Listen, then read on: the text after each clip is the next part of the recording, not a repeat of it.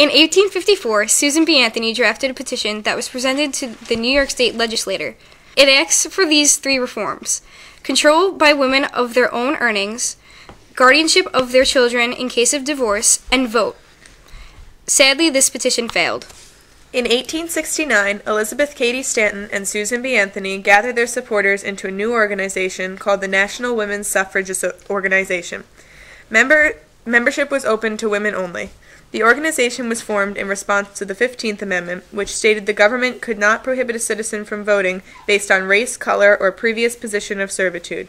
The women involved in this organization opposed ratification of this amendment unless it included the vote for women as well.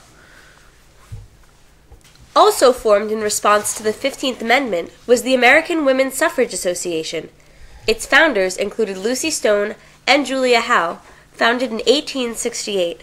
However, this organization differed from the National Women's Suffrage Association because its supporters were staunch abolitionists who were also fighting for the African American vote.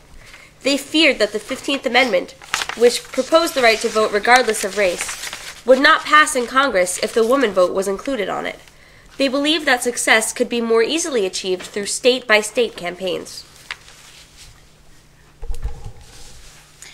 The two groups finally united in 1890 to form the National American Women's Suffrage Association. The movement became more focused and conservative, pushing purely for the vote and not attempting to gain equality with men.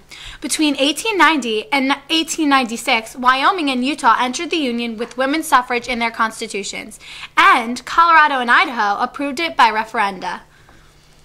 The women's suffrage movement was overshadowed by the anti-slavery movement. Women's rights activists lectured and petitioned the government for the freedom of slaves. They believed that once the Civil War was over, women and slaves would gain the same rights, including the right to vote. This was not the case. At the end of the war, the government granted former slaves the right to vote, but not women. Abraham Lincoln stated, "The hour belongs to the Negro." I just want to know, what are you going to do for me? Are you going to liberate us girls from male, white, corporate oppression? Tell it like it is. Huh? Yeah. Don't be shy. Word up. Fear it.